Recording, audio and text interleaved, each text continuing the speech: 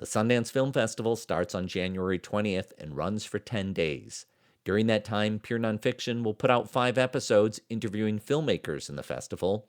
You can subscribe to our newsletter at purenonfiction.net to stay up to date. Our coverage during Sundance is sponsored by National Geographic Documentary Films.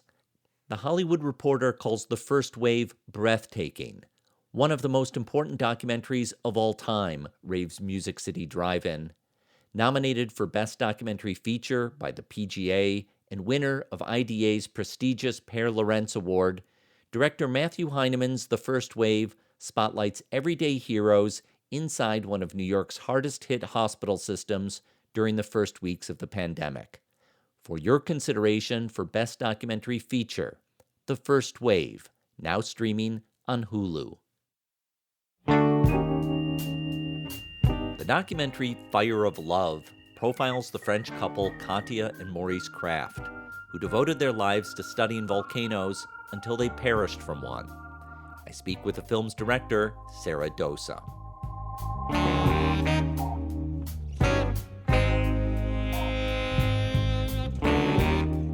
I'm Tom Powers, and this is Pure Nonfiction.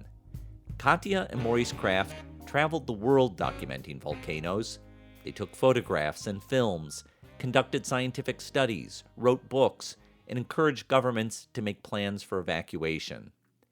They died in 1991 when they were documenting an eruption at Japan's Mount Unzen. Before they met as college students, Katia and Maurice were each volcano-obsessed as individuals. Katia was a geochemist and Maurice a geologist. Over the next 2 decades, they would travel to over 150 volcanoes. Katia took still photos, and Maurice filmed on 16mm, capturing explosions, lava rivers, and landscapes that are otherworldly. Fire of Love makes extensive use of their footage, along with archival interviews and animation. The filmmaker Sara Dosa researched the lives of Katia and Maurice by conducting background interviews with their close associates. She creates a film essay reflecting on love, risk, and exploration. She wrote the narration with her editors and producer that's read by Miranda July. They devour each hypothesis, each myth, everything that has been gleaned so far from the archives of the earth.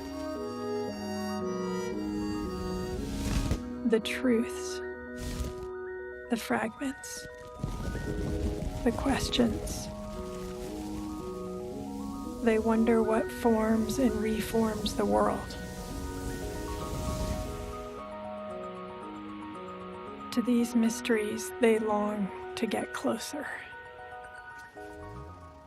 Fire of Love plays in the U.S. competition at Sundance and was chosen as one of the opening night selections. I reached Sara at her home in Berkeley, California. She told me she first heard of Katia and Maurice when she was making her previous film, The Seer and the Unseen, about an Icelandic grandmother who believes in elves.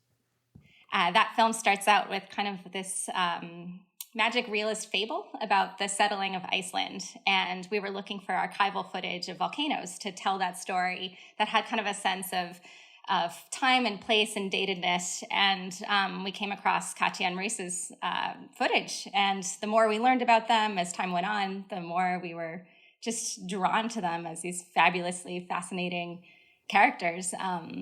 But that was kind of like the first point of entry with Katia and Maurice. And then how did you get permission to make a film about them and gain access to all their incredible footage? Yeah, so we started researching the archival house. We were trying to figure out where their vast archive lived. We knew that they had shot hundreds of hours and that they had changed hands through the years. But Aina Fitchman, one of our producers, ended up getting in contact with Image Est, this archival house in Nancy, France, and was able to negotiate access for us, which was absolutely thrilling. Once we started to get, basically Image Est would send us batches, about, I would say, like 15 to 20 reels every few weeks. They would scan them and then send them over their FTP server, and we would download them, and it really felt like, like these incredible presents were being received and delivered. And this was all during the pandemic, of course, when we couldn't travel. And so it was this incredible gift to be transported through Maurice and Katya's footage. And then we went to France about 2 months ago and spent some time with Bertrand Kraft, Maurice's brother. And it was just absolutely wonderful to get some time with him and to hear stories about Maurice and Katya from, their family. So I watched the little Meet the Artist video that's on the Sundance website with you, and in that you say that mostly this is a film about love, and I wonder what it is that stands out to you about the love between Katya and Maurice. Oh, wow. I could speak for a long time about this, so I'll try to make my comments brief. I think I first got inspired to make a film about love because of a quote I read from Maurice, where he writes, "Katya, me, and volcanoes, it's a love story." And that quote now is at the very end of the film. But when I read that, it initially struck me as this is a love triangle film. It's a story about Katya and Maurice's love for each other, but also volcanoes as this missing piece. There wouldn't be Katya and Maurice if there wasn't volcanoes, in a way, and we wouldn't know what we know about volcanoes if it wasn't Katya and Maurice. So that idea of a love triangle was really exciting at the outset of the project, and that was kind of one of our greatest aims in making the film, was to structure the film as this kind of the telling of a love story, but specifically with this triangle at its heart. But there was a couple different ways that we wanted to go about doing that, and one of the ways was through this idea of scientific research as understanding the planet and understanding as a conduit to love.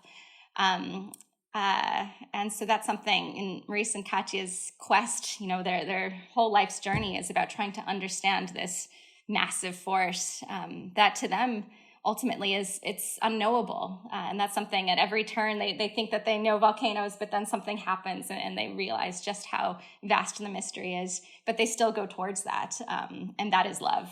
It's the going towards the thing that you are so passionate about, even if you can never quite reach that place. And so that was something that was really exciting to us as filmmakers and as storytellers.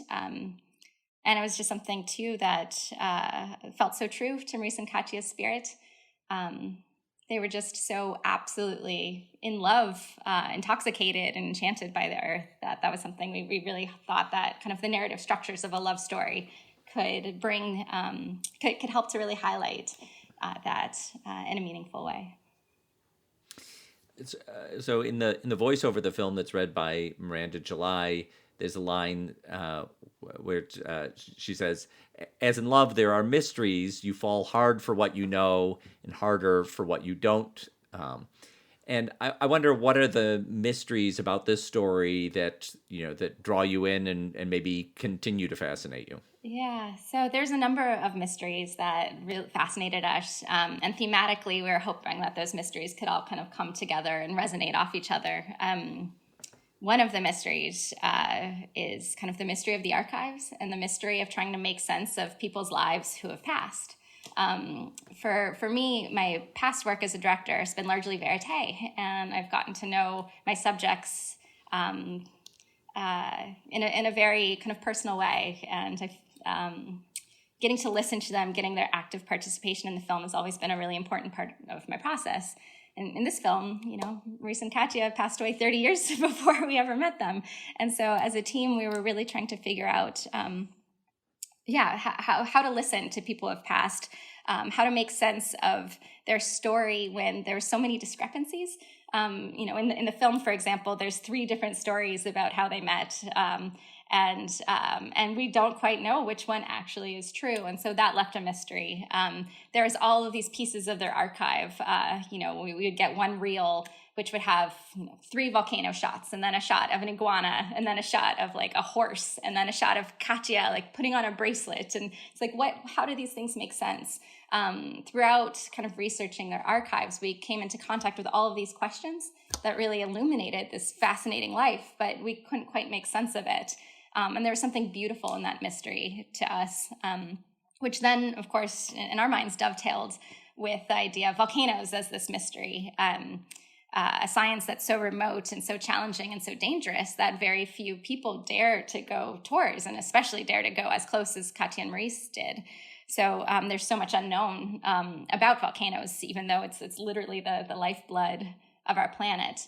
And, is that mixed mystery too that Maurice and Katya made the center of their life and their inquiry. And then kind of the third mystery is, as you said in the quote that prompted this question, it's about love as, this unknowable, baffling, enchanting, powerful force. I hope the audience kind of is left with this larger idea that there are these vast unknowns, but it's the process of going towards the unknown that can reveal the beauty of asking the questions as well as kind of the power of love. We talk about Katya and Maurice as a couple so much that I wonder what you learned about them as individuals. I understand Katya to be a deeply inquisitive, big-hearted, soft-spoken, but very strong individual who approached her work with a kind of methodological rigor that really defined her as a scientist, and later on in her career as a dedicated photographer. She, from kind of all the interviews we had of those who were close to her, as well as kind of in the books and work, she was extremely detail-oriented and also delighted in those details. And I really feel like you sense that delight and those details in her work and her photography. She was the primary author of a lot of their books, and her voice in the books it's like wonderfully hyperbolic. It fits volcanoes. It has like a volcanic spirit to it. There's all kinds of wild adjectives everywhere, and you really kind of sense the passion. It's diaristic and it's poetic at once. And I feel like I got to know her through her writing in the process of making this film. Maurice is different in that Maurice was known to be a far more bombastic character. He was fascinated by the scientific, but my understanding of him was the experience of being amid kind of the power of nature, that he was intoxicated by it. He was absolutely addicted to the thrill of risk and wanted to go. He kind of reminds me of like a Kerouacian hero in some sense, of just wanting to burn as madly as possible to get close to the fire of volcanoes. He had an encyclopedic mind. People always talk about him as like furiously spouting off facts about geology and volcanoes and also philosophy. He liked to be a provocateur also, and really loved to do what people told him not to do. And so that, of course, caused him and Katya to have conflict, which we speak to as much as we can in the film. When you talk to people who knew them and to other volcanologists, how are they seen by other volcanologists? Katya and Maurice are seen in a couple different ways. Most of the people we spoke to speak about them with tremendous fondness, and crediting Maurice and Katya for kind of igniting an early passion for volcanoes in their own lives. Some of them first got to know volcanoes because they read a book by Maurice and Katya or saw one of the conferences that they put on. And they also kind of acknowledged just the vast data that they contributed to the field of volcanology. Since they dared to go so close, they were able to not just film, and create, put to eternity the ephemeral phenomenon that is volcanic eruptions, but they brought back samples too, which proved incredibly valuable for the early field of volcanology. So they're very much celebrated for that kind of pioneering work. Some people, though, very much say that they were controversial because they dared to go so close. They were known to push past the safety lines, that were established by governments and authorities. And some people argue that that set a really dangerous precedent for getting close to, such a violent eruption, for example. So, and in their death, 41 other people passed away on Mount Unzen in 1991. And some people were very critical of Maurice and Katya because since they went so close, other people, it's mostly journalists who died in the eruption too, they said, okay, Maurice and Katya know what they're doing. They're that close. That means we can go that close too. And so people did kind of push past the safety mark. So there's some controversy for sure, but I think it's pretty well agreed upon that their work was absolutely pioneering and contributed to a lot of what we know today as, in terms of the science of volcanoes. You described in the film that their first experience with mass death from a volcano was in 1977 in Zaire, Mount Nyiragongo, if I'm saying that right, that killed hundreds of people. Later, Katya bore witness to the aftermath of a volcano in Colombia that killed tens of thousands of people in mudslides. I wonder how you balanced the real death and destruction that volcanoes can cause versus the more romantic side of chasing volcanoes, which is kind of ever present in the footage and in the story. Yeah, that's a great question. We wanted to, we see kind of both the creative side of volcanoes as well as the destructive side as kind of the process of falling in love in a way, and also the process of going about scientific research in that, at the beginning of the film, we wanted to structure kind of, or tell a story about like the dreaminess, the momentum that comes with falling in love. And that's very much mirrored Maurice and Katya's experience, romancing volcanoes, running around the world, really getting close to red volcanoes, which are less dangerous, even though they're of course all dangerous. But they were kind of blinded in a way. They of course hypothetically knew about destructive volcanoes and the mass death. They were very well researched. They knew about Mount Pelée, which killed, I believe it was 28,000 people in 1902. They knew about Pompeii, but they kind of bypassed these, and in a way that once they experienced it firsthand in Nyiragongo in 1977, was profoundly disillusioning. Of course, they were devastated to see the loss of life on a human level, and as scientists too, it's that reckoning of really coming to terms with the vastness of the unknown. Realizing that they thought they knew volcanoes, they thought they understood specifically how this type of volcano, a red volcano, moved. They had thought that they took the form of valleys, but in this case, it was more like a flash flood. And so it was disillusioning in terms of kind of everything that they had researched up until that point as well. But so that's kind of a point for us that even though it was incredibly destructive, it still feels romantic in a way because it's part of the story of love, of that like reckoning with the it's kind of like when you understand like a deeper side or a darker, more sinister character in the person you've fallen in love with, or you realize something about humanity that you never reckoned with before. It's that kind of realization that comes with pain that is so much of the process of love. The footage that they captured is so astonishing. The first time I'd ever encountered it was in Werner Herzog's film Into the Inferno, and even just like the short segment he had about them, made me want to know more. And you describe in the film that Maurice was almost self-deprecating about his filmmaking, or kind of downplayed it. From what I can tell, the films that they made in the 70s and 80s were kind of more in a educational format, or there wasn't really space for the more artistic kind of documentary that is more commonplace today. I mean, I wonder what you understand about his relationship to filmmaking. Yeah, so Maurice, in the film, Maurice says, I'm not a filmmaker. I only make films in order to wander. But I think that's absolutely not true. You really sense in the cinematography a deep engagement with the natural world. It's very clear in my mind from the compositions as well as the closeness that he is absolutely after, kind of the illustration of power and the power, thus the power of the earth. And also just, it's important to keep in mind that he was largely shooting on 16 millimeter, which it's such a profoundly different technology than we're used to today.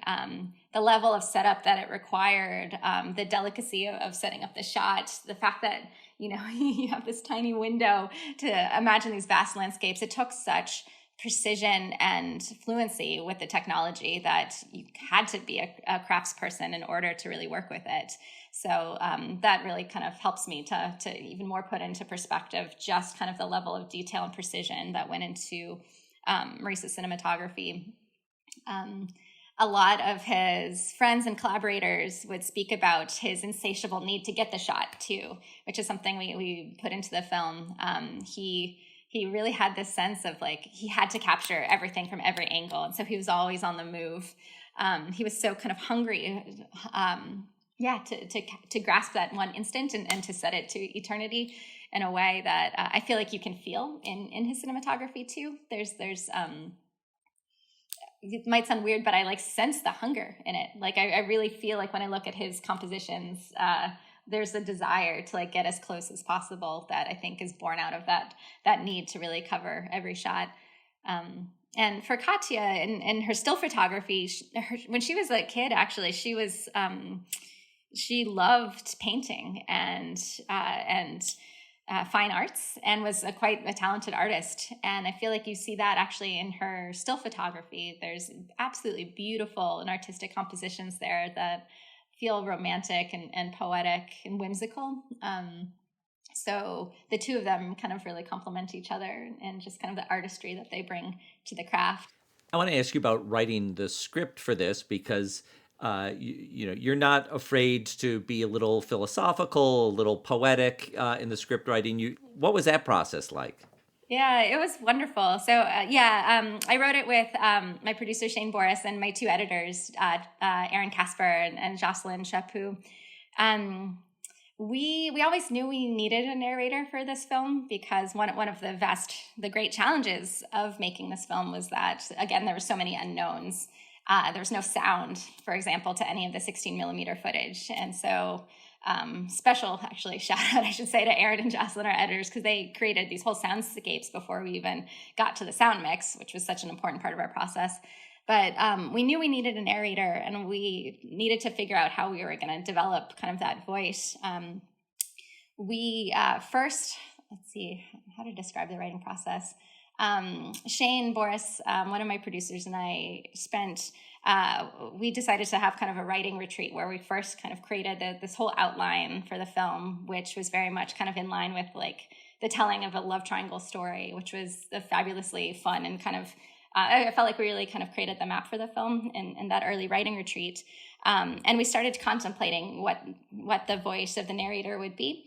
But it really is like once we started to get into the edit, we tried kind of initially just expository writing to guide the plot, and we very quickly realized that wasn't going to work at all.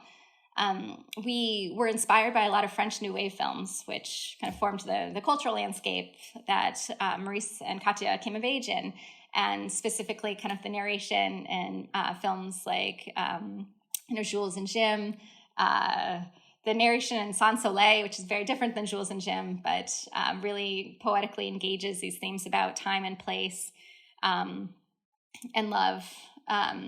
So we were trying to really kind of fill our brains with examples of narration that could feel poetic and playful. But first, we realized that since there were so many unknowns, we wanted our narrator to be inquisitive. We wanted a narrator who could kind of provoke at the questions and the mysteries almost from the margins rather than be some sort of voice of guide with all the answers, because we didn't have all the answers. And so that helped to kind of guide and shape our voice. We created kind of a backstory too, to help guide us. We imagined maybe our narrator was an archivist who worked at a science library in Paris. We had a whole backstory that helped us kind of tease out some of the perspective of the writing to make sure it felt cohesive. There's so many different twists and turns to it, but we of course wanted to figure out who our narrator actually was going to be. And Miranda July felt like she's an artist who I have loved for a very long time. We realized kind of once her name kind of came up as like, what about Miranda? We realized in a way we had been writing for her the whole time without realizing it, because she has this incredible curiosity and like this stunning intimacy to her own work, which was something that we really wanted for our narrator to have. I think our first recording was in early December. And it was one of those things where it just was a magical experience to hear the richness of her voice, she has like this vulnerability and strength all at once, and this like secretive quality. She brought so much to the film. If you had the chance to interview Katya and Maurice today, what are the questions that you'd want to ask them? I think I would ask them to tell me about love, to really like ask what love means to each of them. I know through like seeing how they shot volcanoes, but I've never heard them actually articulate it, aside from Maurice, that quote where he says, for me, Katya, and volcanoes, it is a love story. But I think I'd really love to hear the words that they put to the meaning of love. I think that's definitely a question I'd love to ask them.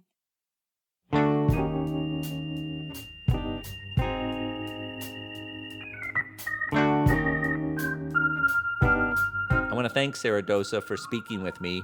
Her film, Fire of Love, is premiering at the Sundance Film Festival and is seeking a distributor. Our Sundance coverage is sponsored by National Geographic Documentary Films. We have 4 more podcast episodes from the festival rolling out in the coming days.